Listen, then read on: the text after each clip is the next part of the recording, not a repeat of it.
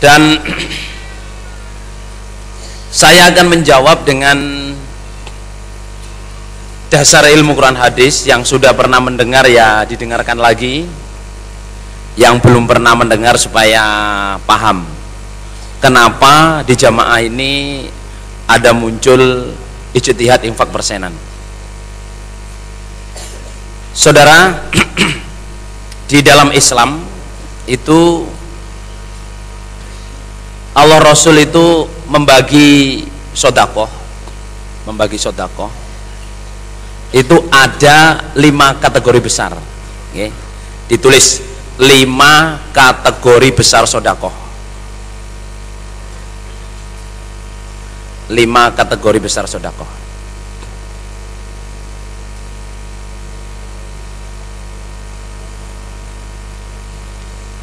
Yang pertama namanya sodakoh infak. Sodakoh infak.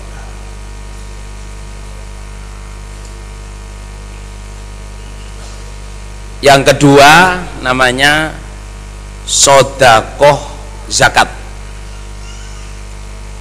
Sodakoh zakat.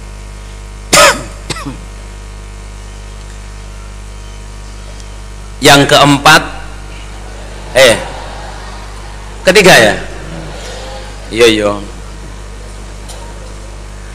Yang ketiga namanya sodakoh pembelaan.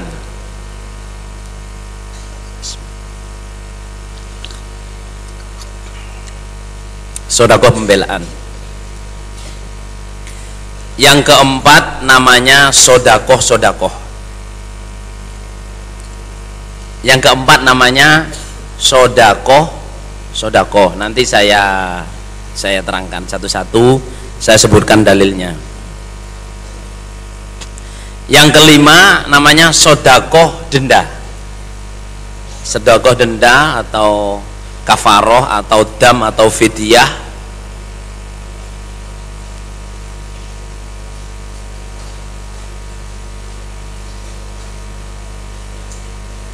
Ada 5 ya. Apa disebutkan? Yang pertama sodakoh apa?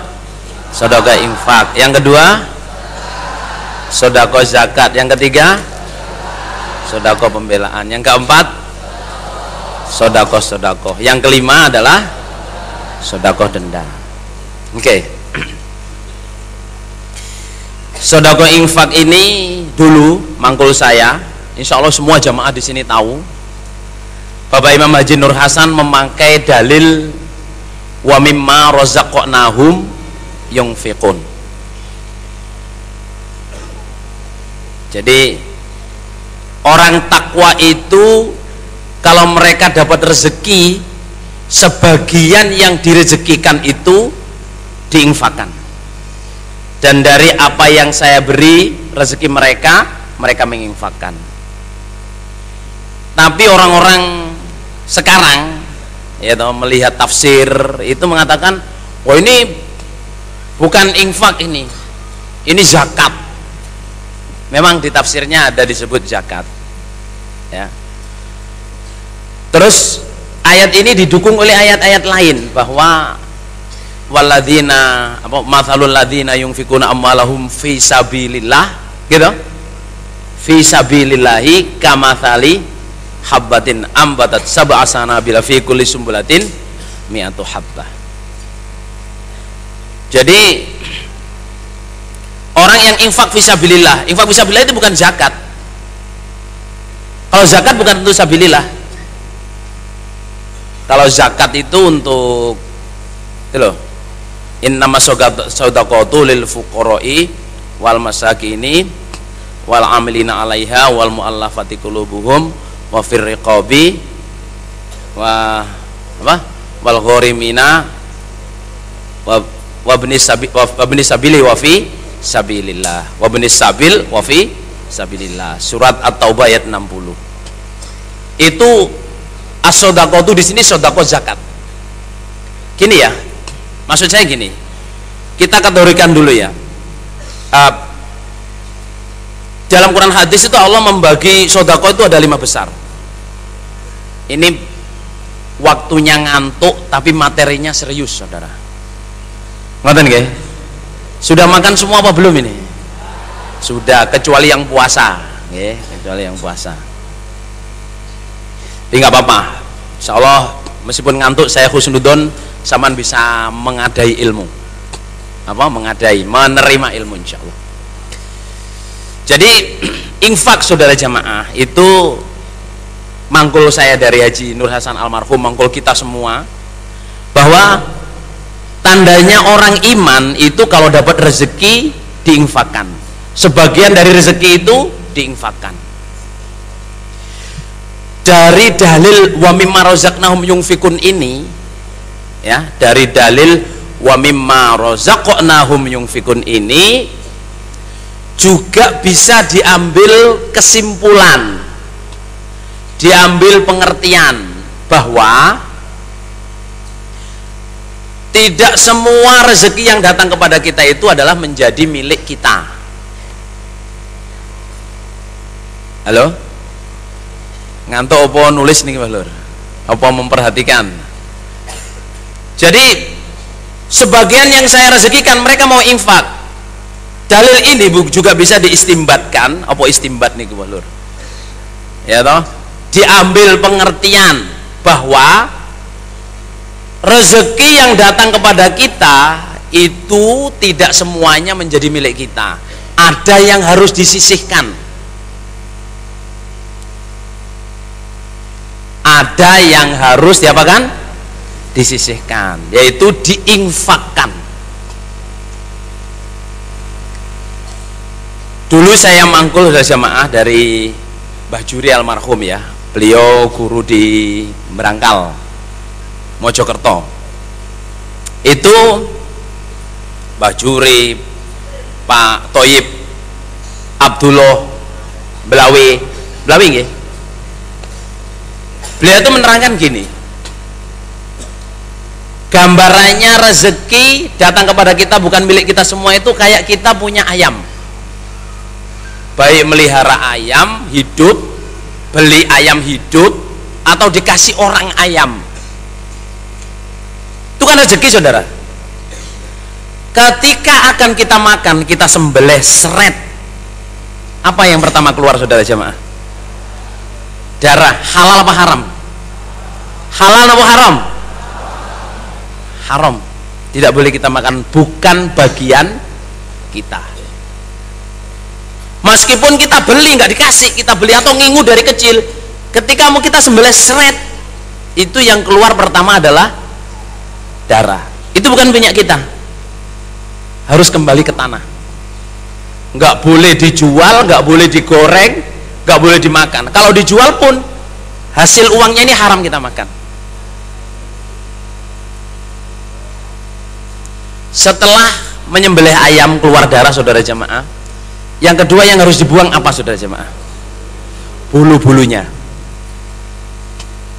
Bulu-bulunya harus dibuang, bukan punya kita, harus kembali ke tanah atau kepada orang yang tukang bikin shuttlecock untuk badminton itu loh. Itu pun dia enggak dari ayam saudara, gitu. Kembali ke tanah, bukan punya kita, padahal itu datang dari Allah. Setelah kita buang bulunya, apa yang kita buang berikutnya saudara? Yang ketiga, kotorannya. Kotorannya punya kita atau punya kita? Kotorannya itu, kotoran ayam itu di hadis Bukhari diterangkan punyanya dabatul jin. Kotoran binatang itu makanannya binatangnya jin. Nanti ngaji apa betul lho? Waktu babnya istinja, ingat, jangan buka bab istinja di Bukhari. Kalau istinja jangan pakai teletong, karena teletong itu makanannya dabahnya saudara kita. Apa dabah itu? Makanannya binatang ternaknya jin. Nggak boleh buat peper. Kalau peper harus pakai batu, pakai kayu, pakai besi boleh. Besi dipuanasin pakai peper saudara, anget.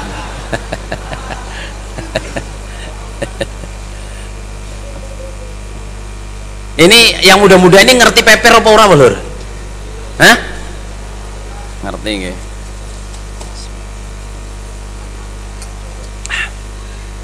Alhamdulillah. Berikutnya saudara jamaah, setelah kotoran kita buang, terus kita goreng, kita makan, ada yang harus dibuang lagi apa saudara jamaah? Tulang-tulangnya. Tulang-tulangnya punya siapa? Punya jin. Nabi mengatakan saudara kita jin itu makanannya tulang. Saudara, dari gambaran ayam ini kita bisa pergi ke tempat lain. Sampean mancing ikan, apa ya langsung dimakan? Enggak toh? Ikan juga dibuang sisiknya, dibuang kotorannya, digoreng, habis itu tulang-tulangnya sudah jadi daging ayam, sudah daging ikan tuh jamaah. Enggak semuanya untuk kita, masih dibagi lagi untuk anak kita, istri, suami, family, tamu yang datang. Itulah gambaran rezeki. Dibedeti nanti sampai kepada ada pembelaan, ada zakat, ada pembelaan, ada sodako-sodako, ada apa? Ada sodako-sodako, ada dam.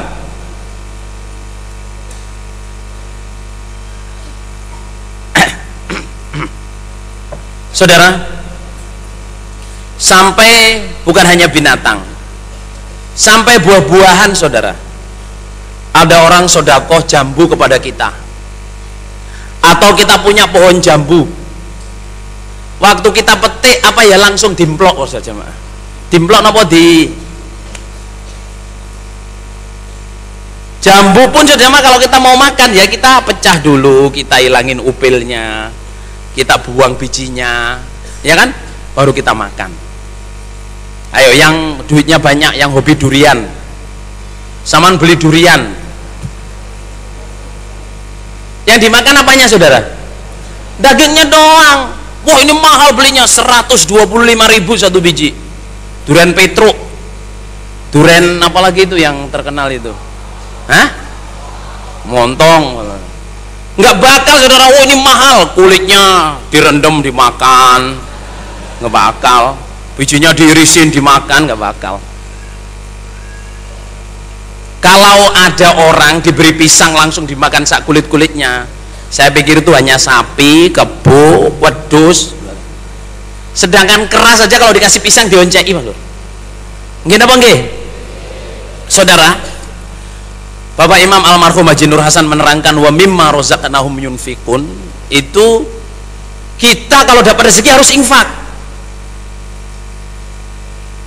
Lah, terus Bapak Imam berijtihad. Bapak Imam kita Haji Nur Hasan itu bersiap, orang jamaah yang dapat rezeki dulu infak sedikitnya 10%. Nah sekarang ditulis ya, ijtihad, ditulis ijtihad. Insya Allah udah pada nulis, biar semua pada tahu nggih. Yang pelajar-pelajar, yang jamaah-jamaah yang baru ditulis ya. Ijtihad ialah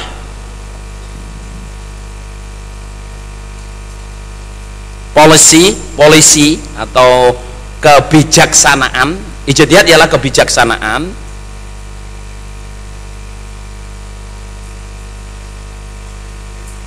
ijtihad ialah kebijaksanaan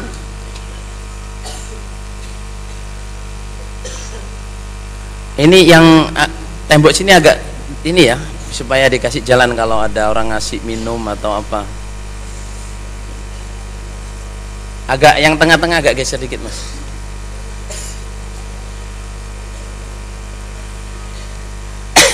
Ijtihad ialah kebijaksanaan untuk mempraktekkan peraturan Allah Rasul, untuk mempraktikkan peraturan Allah Rasul berdasarkan ilmu yang dimiliki. Ijtihad. Insyaallah yang dulu pernah ikut ngaji insyaallah udah nulis. Okay. Jadi ijtihad ialah kebijaksanaan untuk mempraktekkan peraturan Allah Rasul berdasarkan ilmu yang dimiliki. Itu kebijaksanaan. Poin di bawahnya ditulis lagi, semua orang jamaah punya hak untuk berijtihad. Titik. bawahnya lagi, semua orang jamaah harus berijtihad.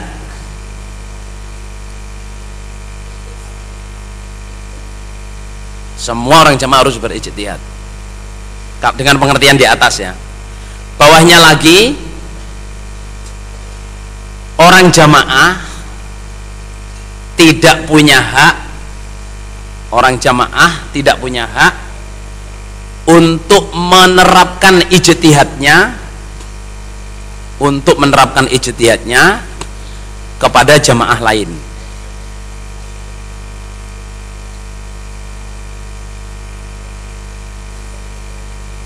Kepada jamaah lain. Bawahnya, imam mempunyai hak untuk menerapkan ijtihadnya. Imam mempunyai hak untuk menerapkan ijtihadnya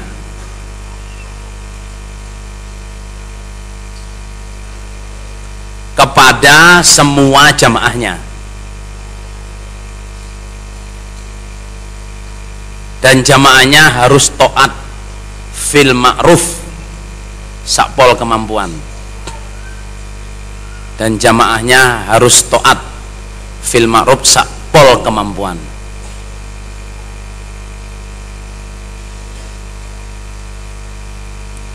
Yang terakhir, imam harus berijtihad. Harus berijtihad. Karena itu salah satu tugas dari imam. Ya, imam harus berijtihad karena itu salah satu tugas dari imam pada tingkatannya masing-masing.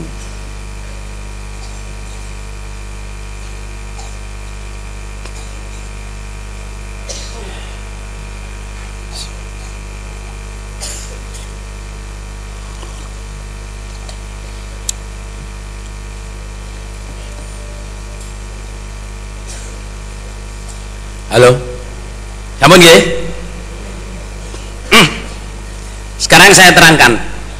Jadi dari ayat pertama tadi, wa mimma razaqnahum yunfikun, sebagian yang saya beri rezeki mereka itu mau infak.